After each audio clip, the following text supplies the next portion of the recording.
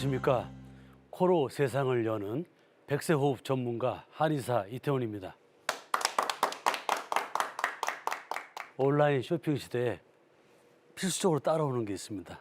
뭘까요? 온라인 쇼핑. 택배. 근데 이 택배 물건이 반드시 들르는 곳이 한 군데 있습니다. 어디일까요? 어디일까요? 이제는 너무 감들이 좋으세요. 예, 그렇습니다. 물류창고에 들렸다 나옵니다. 예. 물류창고에 들어오면 물건들이 쫙 배열이 잘 되어 있다가 주문자들이 주문한 주소로 정확하게 빠른 속도로 탁 전달이 됩니다. 여기 로봇까지 동원돼 가지고요. 지금은 로켓 배송이니 뭐 해가지고 뭐 그냥 어저께 주문하면 오늘 날라오기도 합니다. 이렇게 빠른 시대에 예? 우리가 그 택배를 바라보면서 저는 항상 이렇게 좀 그 뭐랄까 양면성을 바라보려고 애를 쓰거든요. 그래서 바라보다 보면 기사들이 눈에 들어오는 게 몇 개가 있었어요. 좀 기분 안 좋으시겠지만은 폭탄이 들어있는 소포, 뭐 독극물이 들어있는 편지 봉투 이게 막 떠오르는 거예요. 그런데 이게 인체에도 있다는 걸 제가 알게 된 겁니다. 어디일까요? 예? 예? 장. 예. 예. 말씀드린 게 다 나오고 있습니다. 예. 다 정답입니다. 하지만 오늘 주제가 뭐였죠? 부비동. 그렇죠. 참 이름도 낯설어요. 그죠? 근데 알아듣기 쉬운 얘기를 드릴까요? 축농증. 알아들으시는구나. 말이 어려운 겁니다. 그죠? 네. 그래서 이런 그 축농증에 대한 부분들, 부비동염에 관한 부분들을 이제 설명을 드려보면 이런 것들이 왜 이게 물류창고인지에 대해서 이해를 하시게 돼요.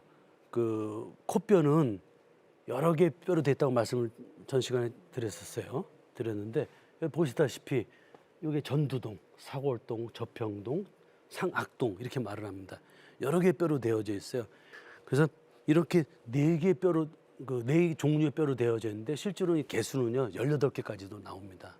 사람마다 좀 달라요. 그래서 이 뼈가 실제로 머리가 이만한 사람은 없겠죠. 그렇기 때문에 훨씬 더 작고요. 훨씬 더 얇습니다. 그래서 일명 막상골이라고도 그럽니다. 막성골이라고도 말합니다. 멤브레인 본이라고 해서 얇다. 뼈가 이렇게 얇으면 어떡하지? 얇다는 것은 장점이 뭐라 그랬죠? 얇기 때문에 융통성이 있다. 단점, 얇기 때문에 뚫고 지나가거나 또 주변을 파급될 수 있는 이런 영향이 크다는 거예요. 근데 이 뼈가 얼마나 강한지 여러분들을 좀 놀래켜 드리려고 준비했습니다. 여기 있는 뼈는 이렇게 생겼고요. 여기 있는 뼈는 이렇게 생겼습니다. 전자현미경으로 본 뼈의 사진입니다. 이게 무슨 그리거나 이런 게 아니고 실제 사진입니다. 그래서 이런 걸 해면골이라고 합니다. 우리 스펀지 아시죠? 이렇게 펄렁펄렁해서 물 집어넣다 하면 착 하면 다시 물이 그저 많이 나오고 또 많이 흡수가 되죠. 이런 뼈도 그런 뼈들을 해면골이라고 합니다. 즉 공간이 많아서 탄성이 좋은 거예요. 반면에 이 바깥의 치밀골들은 여러 개의 층으로 되어져 있습니다. 우리 뼈는 무게가 강철의 5분의 1밖에 안 됩니다. 하지만 콘크리트보다 4배가 더 강합니다. 그리고요, 요만한 옛날 성냥갑 기억나시죠? 그죠? 요거 하나가 9톤을 버팁니다. 세상에 그렇게 튼튼한 게 뼈입니다. 전 세계를 주름잡았던 로마보다 더 큰 대륙을 갖다가 다 지배했던 분이시죠. 징기스칸이 한 말이 있습니다. 화살 하나는 부러지지만 화살 한 통은 꺾어지지 않는다. 하나님이 만들어 놓으신 우리 인체에서 가장 무식해 보이고 가장 기능이 없을 것 같은 뼈에도 이런 놀라운 비밀들이 숨어져 있는 겁니다. 이러한 이유 때문에 우리 인체가 100년, 120년을 아담의 뼈는 조금 더 고급스러웠겠죠? 930년을 쓸 수가 있었던 겁니다. 그래서 저는 이걸 보면서 부비동의 비밀들이 숨어 있을 것이다. 이렇게 많은 일들을 하는데도 잘 모른다. 그럼 그걸 밝혀내야 되겠죠. 그죠? 네, 그래서 그때도 설명을 드렸었던 것처럼 코로 숨을 쉴 때, 입으로 숨을 쉬었을 때 제가 뭐라고 말씀드렸었죠? 코로 숨을 쉬게 되면 코와 부비동에 있는 혈관을 통해서 산소 흡수량이 몇 프로? 18%. 예. 그리고 여기에 산화질소, 우리 혈관들을 열어주는 산화질소, 다이너마이트 성분이라서요. 남자를 다이너마이트로 변하게 만드는 겁니다. 예, 그래서 이렇게 나이 드신 분은 필요한 그런 약이 있죠. 예, 그런 것들이 산화질소로 만들어집니다. 이걸 대량으로 공급해주는 바로 혈관들이 존재합니다. 거기다 또 한 가지 또 있습니다. 여기 이 녀석이 있음으로써 그 가수들이 우리하고 다른 모습이 됩니다. 우리는 깨깨거리죠. 아 이렇게 하는데 가수들 이러잖아요. 예, 이 두성을 만들어줍니다. 이 놀라운 역할들을 다 하는데 예? 여기서 문제가 생긴다? 그렇다면 그 문제에 대해서 지금부터 한번 심층 추적을 해 들어가려고 합니다. 21일 된 애가 찾아왔습니다. 며칠이라고요? 생후 20일. 예, 뭐 만난 지 21일이 아니고요. 생후 21일에 신생아를 데려왔어요. 엄마가 막 울면서 애를 데려왔습니다. 근데 그 가족을 다 치료하신 분들이에요. 근데 제가 한 내뱉은 말이 부메랑으로 돌아온 겁니다. 제가 엄마한테 뭐라 그랬냐면 부비동 치료는 코 치료는 빠를수록 좋아요. 그래야 얼굴도 커지지 않고 코흡이 돼 입도 호흡으로 안 하게 되니까 수면 무호흡도 안 오고 또 입으로 숨을 쉬기 때문에 턱이 자라서 얼굴도 길어지는 비염형 얼굴도 안 되고 또 코로 숨을 쉬어야지 걸러져 가지고 나중에 폐렴이라든지 뭐 호흡기 질환 같은 게 잘 안 오기 때문에 빨리 올수록 좋습니다라고 말을 한 거예요. 여기 보시게 되면 상악동의 성장, 저평동, 전두동의 성장이라고 돼서요. 이미 출생 당시에 조그맣지만 이런 공간이 있는 거예요. 근데 분비물들이 하루에 부비동 속에서 1.5리터 정도 나오기 때문에 거기 차 있는 염증들이 있다면 꼭 문제가 생기겠죠. 그죠? 근데 보통 우리 아이가 한번 참 가슴 설레는 어머님들이시니까 그죠? 가슴 설레는 그림이기도 하죠. 너무 고생하셨죠. 그죠? 예, 저같이 이렇게 못난 아들 낳으시려고 다들 고생들 많이 하셨죠. 그죠? 여기 보시다시피 아이가 여기 이렇게 들어가 있습니다. 이 아이는 뱃속에서 어떻게 숨을 쉬냐면 뭐 아쿠아배처럼 뭐 물속에서 숨을 쉬는 게 아니고 태반으로 숨을 쉬잖아요. 태반에 영양물질들과 산소가 공급이 되어서 아이가 숨을 쉽니다. 근데 이 아이를 보호하는 게 먹거리라면 이 아이를 충격으로부터 보호하는 거는 바로 양수입니다. 양수는 바닷물하고 성분이 비슷해서요. 되게 맑습니다. 하지만 출산을 얼마 앞두지 않았을 때는 아이 몸에서 많이 배설물들이 나와서요. 지저분해져요. 근데 그때 이 아이가 이렇게 되어 있는 겁니다. 코하고 입이. 여기에는 압력이 존재하겠죠. 그죠? 그럼 밀려 들어갈 수 있습니까? 없습니까? 밀려 들어갈 수 있죠. 뚫려 있으니까. 그렇기 때문에 부비동에 염증의 근원적인 그 모티브가 숨어서 나오는 겁니다. 그 안에서. 예. 부비동염의 나이는 현재 나이다. 아니 우리가 태어났을 때 1살이잖아요. 왜 1살이죠? 뱃속에 10개월이 있었으니까. 제가 뱃속에서 있었던 나이와 지금 제 만 나이가 동일해지는 겁니다. 이렇게 많은 그 어떤 뭐랄까 세월이 지나서 우리가 그 문제를 부비동염이라는 것으로 겪는 거예요. 근데 이 녀석이 증상이 없으면 흔적도 없어요. 우리 전쟁 영화나 이런 데 보면은 암살자들이나 스나이퍼들이 몰래 숨어 들어가서 이렇게 뒤집어 쓰고 몰래 총 쏴서 사람을 해치잖아요. 그 왜 무섭냐면요. 그분들이 어떻게 움직이는지 모르기 때문에 그래요. 부비동염도요. 어떻게 생기는지를 모르면 그게 얼마나 위험한지 알 수가 없어요. 근데 걔가 나와서 코를 괴롭혀서 코호흡이 안 돼서 입호흡이 되고 수면무호흡이 되고 이게 속에서 퍼져나가서 문제가 될 정도가 되면 이미 본인이 해결할 수 없는 수준이 된 거예요. 저는 되게 궁금했던 게 뭐냐면 부비동염이 있는데 과연 이걸 갖다 어떻게 해석을 할 것인지. 왜냐하면 내시경을 들여다보는데 코 속에 염증들이 막 너무나 흔한 사람들이 널브러져 있는 거예요. 또 어떤 사람은 허옇고 뭐 멀렁멀렁한 사람, 어떤 분들은 누렇고 녹색도 있고 막 그러는 거예요. 근데 그걸 구분할 수가 없었던 거예요. 예전 얘기지만. 그래서 제가 곰곰이 고민을 했어요. 그럼 염증에도 혹시 우리한테 득이 되는 염증과 해가 되는 특히 염증이 전파될 수 있는 강력한 염증들도 있지 않을까라고 생각하면서 이제 막 이렇게 공부를 해 들어가면서 알게 된 게 뭐냐면 일반론입니다. 착한 염증, 이걸 급성염증이라고 말합니다. 외부에서 바이러스나 세균이 들어와 얘를 갖다가 1차 방어선을 못 막았어. 그럼 들어와서 막 면역물질, 그 방어 단백질과 뭐 기타 등등 싸워서 막 난리를 쳐서 결국은 걔를 거의 반 죽였어요. 그러면 그걸 갖다 뭐라냐면 착한 염증이라고 해서 저는 그거를 치료형 염증이다 이렇게 설명합니다. 물론 일반적으로 쓰는 단어는 아닙니다만 저는 제가 이해가 되기 위해서 설명을 드렸고 그게 상당히 내용하고 일치되는 부분이 있습니다. 근데 만성 염증이라는 건 그 반면에 원인도 존재도 찾을 수 없지만 그게 만성적으로 몸 안에 있다가 심뇌혈관 질환이나 암이나 뭐 여러 가지 병을 일으킬 수 있는 것들이에요. 그래서 제가 이걸 갖다가 어떤 뭐랄까 발병형 염증이라고 그럴까 뭐 이렇게 안 좋은 쪽으로 이렇게 설명을 합니다. 근데 이렇게 이론적으로 얘기하는 건 임상가들한테는 아무런 도움이 안 돼요.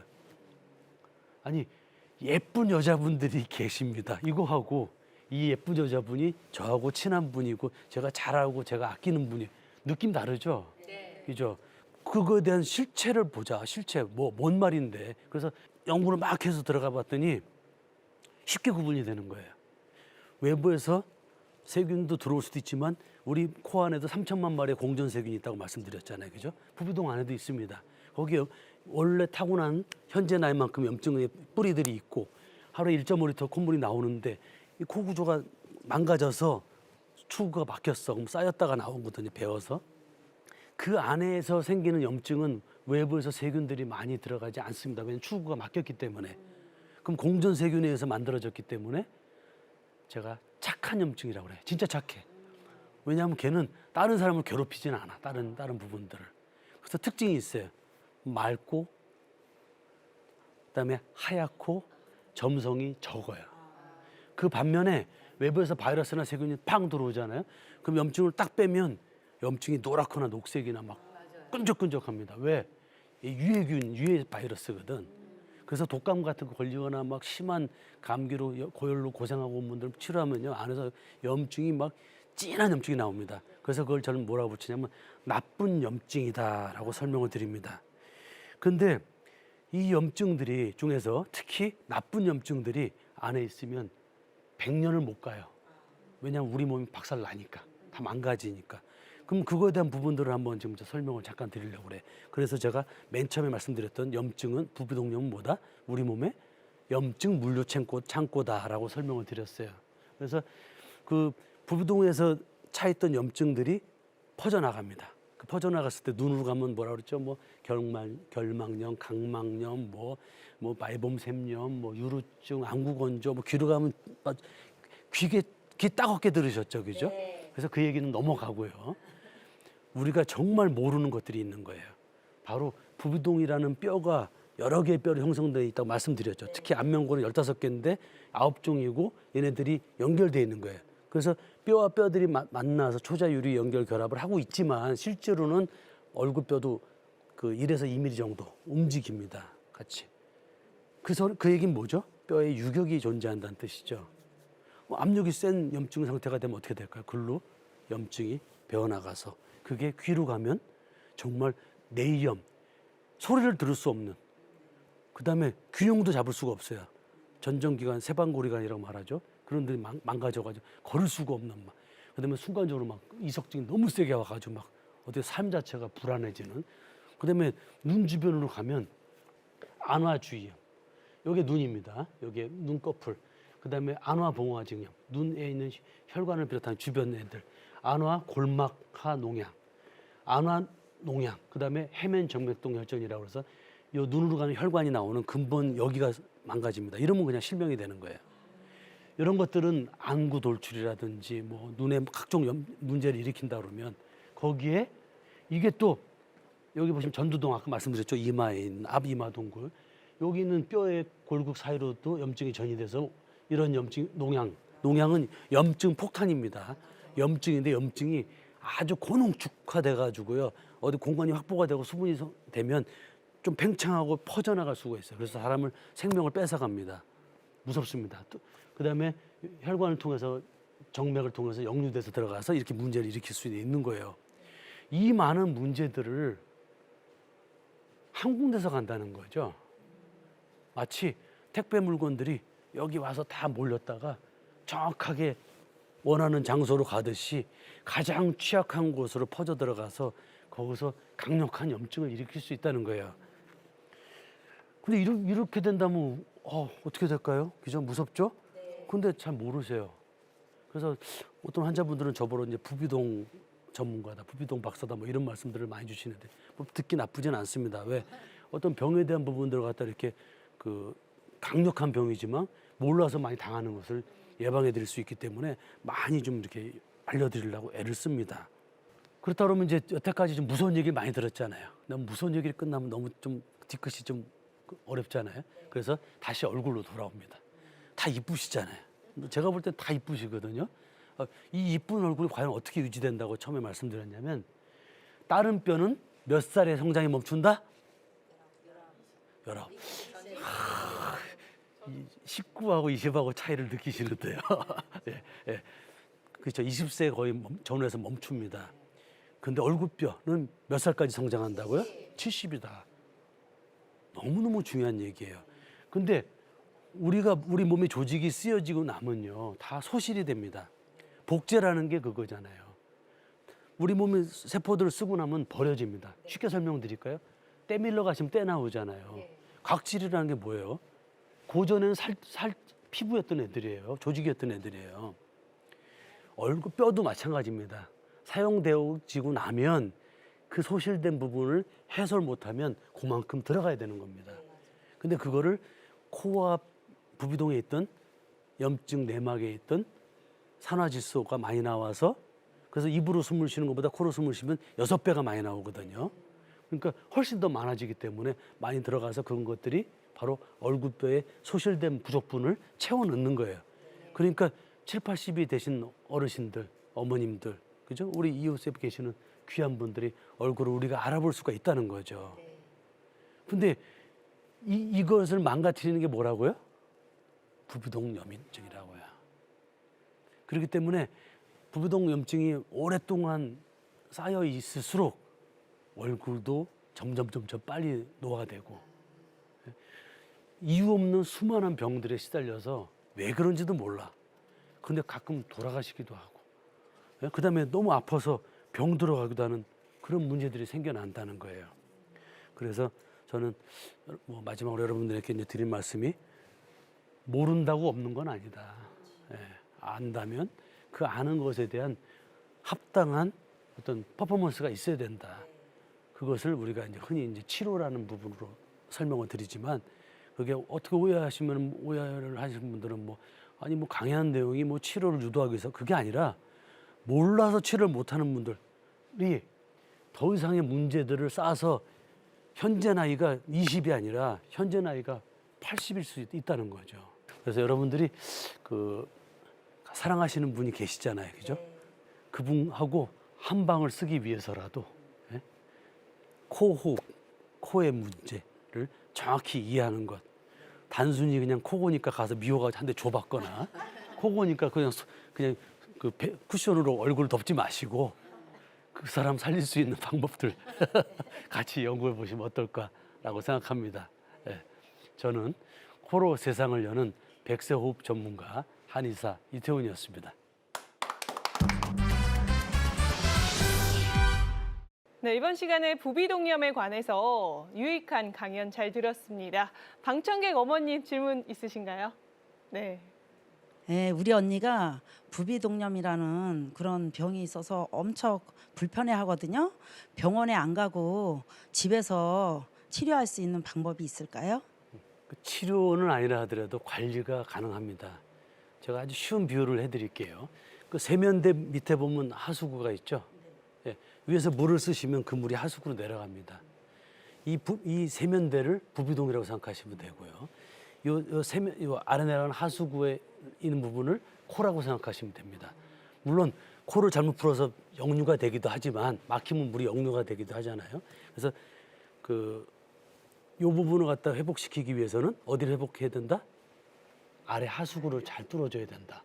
안 그러면 점액선모 운동이라는 그 방어 기전에 의해서 저쪽으로 다 내려가게 돼 있어요. 마치 중력으로 물이 내려가듯이. 그래서 그럼 코를 어떻게 관리를 할까요? 그래서 코세수 말씀드렸었죠. 코세수. 뭐 식염수 같은 거 찾을 필요도 없습니다. 아무데나 가서 미지근한 물이면 됩니다. 들이마시고요. 저도 사실 여기 오늘 강좌하기 전에요. 강연하기 전에 화장실 가서 코에다 코세수 열심히 해주고 왔습니다. 왜냐하면 들어와서 이럴까 봐요. 코 설명하면서 그러면 안 되겠죠. 그죠? 그러니까 지금 몇 시간을 얘기하더라도 코가 아주 촉촉하고 편합니다. 그래서 아주 단순하지만 아주 위력적인 방법 뭐죠? 코세수. 두 번째는 뭐죠? 바로 그 코 풀 때 중요합니다. 부비동으로 즉 하수구가 막혀서 역류되듯이 그 중력에 반해서 올라가는 힘이 바로 코를 푸는 힘에서 생겨날 수 있습니다. 충분히. 그렇기 때문에 코는 어떻게 한다? 코세수를 한 다음에 코로 풀어본 다음에 잘 뚫려 있는 곳으로 강하게 풀어내시면 된다. 그러면 코에 있는 염증들 분비물이 잘 빠져나가니까 부비동을 괴롭힐 수 있는, 부비동은 또 상위 요인이니까 괴롭힐 수 있는 요인이 선제적으로 제압이 되겠죠. 그렇기 때문에 뭐 의사 입장에서는 뭐 그 더 근원적인 치료에 대한 부분에 관심을 갖겠지만 일반인들이 하실 수 있는 거는 가장 쉬운 방법이 그 두 가지가 아닐까 저는 그렇게 생각합니다. 네. 원장님의 쉽고 자세한 설명 대단히 감사합니다. 감사합니다. 어머님들 그런데 너무 아쉽지만 오늘 원장님께서 마지막 강연이셨습니다. 네, 너무 아쉽죠. 네. 원장님께서는 어떠셨나요? 저 오래간만에 이제 그 방송에 나와서 이렇게 우리 진행자분들과 이렇게 또 귀하신 분들하고 같이 대화를 나눠보니까 처음에 사실 마음이 좀 떨렸는데 시간이 흘러가면 흘러갈수록 어떤 정보를 전달해야겠다 열정이 솟구치니까 처음보다 얼굴이 좀 약간 벌거져 있죠, 그죠? 예. 그래서 많은 정보들을 전해드리기 위해서 정말 저 나름대로 애를 썼습니다. 예. 하지만 다시 말씀드리건데 숨어 있는 암살자, 부부동에 대한 부분들에 대한 것을 항상 염두에 두시고 이런 부분들을 갖다 아니면 주변에 병원들이 많이 있으니까 체크해 보신다더니 때로는 또 체크가 또 안 되는 곳들도 있습니다. 검사에서 안 나온다고 없는 게 아닙니다. 치료하면 나옵니다. 그렇기 때문에 이제 그런 부분들을 항상 염두에 두시고 가장 그 관리에 대한 부분들을 신경을 쓰시면 백세 호흡 찾아서 100살 되시는 날 저를 불러주시면 제가 찾아가 보려고 합니다. 네, 마지막으로 4주 동안 원장님의 강연 시청해주신 시청자 여러분들께 건강한 인생 또 100세 인생을 위해서 당부의 말씀 있을까요? 100세 호흡, 즉 태초의 호흡을 찾기만 하면 100살의 수명이 가능하다고 말씀드렸고 그거에 대한 부분들을 88세 어른을 치료하는 과정이 95세까지 되셔서 지금도 왜 오히려 제 걱정을 걱정해 주시는 그분들에 관한 얘기를 드린 적이 있습니다. 여러분들도 그냥 살기 때문에 사는 것이 아니라 관리되어진 삶이 얼마나 장수, 즉 건강한 장수에 직결되는지를 내려놓지 마시고 항상 이걸 이렇게 하면 합리적으로 관리가 되고 저렇게 하면 나빠질 수 있구나 이런 그 합리적인 사고를 가지면서 그냥 막연한 정보 홍수 속에서 막 들려온 얘기들 다 따라하지 마시고요. 정말 꼭 필요하다고 느끼고 꼭 알아들을 수 있는 과학적 근거 하에서만 그걸 정답이라고 느끼시는 그런 지각을 가지시는 게 좀 중요하다고 판단합니다. 네. 원장님 그동안 100세 호흡 그리고 100세 인생을 위해서 귀한 강연 해주셔서 감사합니다. 감사합니다. 저희 100세 인생은 언제나 열려 있으니까요. 또 흥미로운 강연 해주시러 찾아와 주세요. 불러주시면 오겠습니다. 네. 함께해 주신 시청자 여러분 고맙습니다. 오늘도 주님 안에서 승리하는 하루, 건강한 하루 보내시고요. 저희는 다음 시간에 찾아뵙겠습니다. 감사합니다. 이 프로그램은 여러분의 미디어 선교 후원으로 제작되었습니다. 선교는 사명, 후원은 동역. 당신도 복음을 전할 수 있습니다. 선교 후원 02-6333-1003번